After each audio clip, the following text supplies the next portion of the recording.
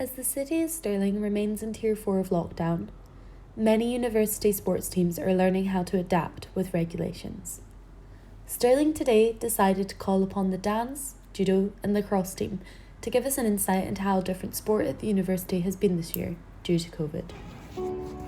The president of the Dance Society gave Stirling today an insight into how different the club is this year. Classes outside, have to social distance, like we have our track and trace, like we have limited class numbers and stuff, so it's a bit difficult. But we have had this opportunity to dance outside, so it's been good that way, so there's positives within the negatives. Kaylee went on to discuss how difficult it's been to welcome new members into the society this year. It's quite hard to find new freshers, but our plus is that we can do stuff online, but it's just not as great with having our socials and being able to get to know our freshers a lot more on like a more personal level. At the beginning of the semester, the dance team were able to train inside, socially distanced, of course. However, from the 17th of November, indoor sport was stopped. They trained online for 2 weeks and then decided outside was the best way for them to train and still have the social aspect of the club intertwined.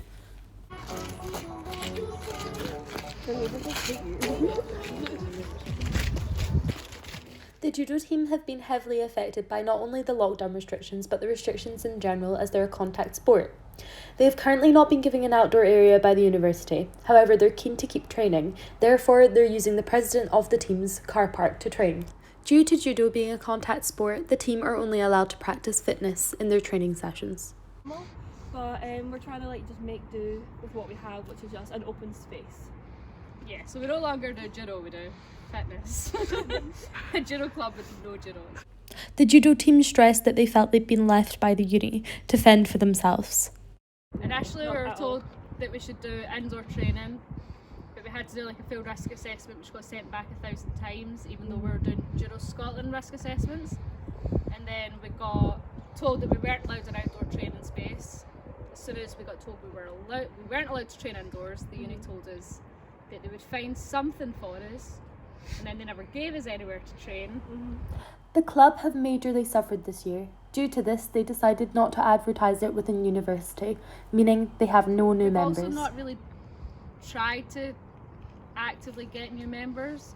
Because we're not getting the same experience as we we would if we were indoors as normal. We can't advertise the club as a judo club this year. It's got to be advertised as a kind of fitness club with judo elements. Despite all the letdowns this year, the judo team doesn't let that get them down. They're happy to train anywhere as long as they're together and they're doing what they love.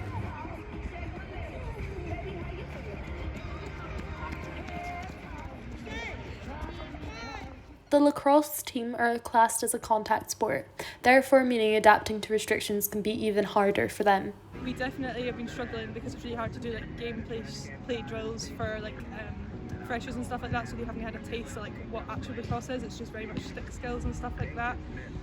The freshers within the lacrosse team stressed how difficult it's been to keep up with the uni and government restrictions as a whole.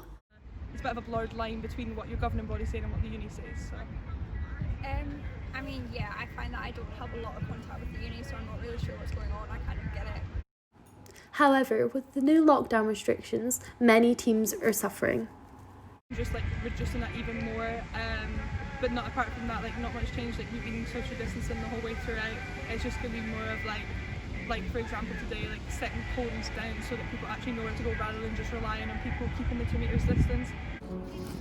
Since recording the footage, all the sports teams have felt the wrath of the new lockdown measures. None of them are training anymore, and it looks like it will remain like that for quite some time. This is Denny Addison on behalf of Stirling Today.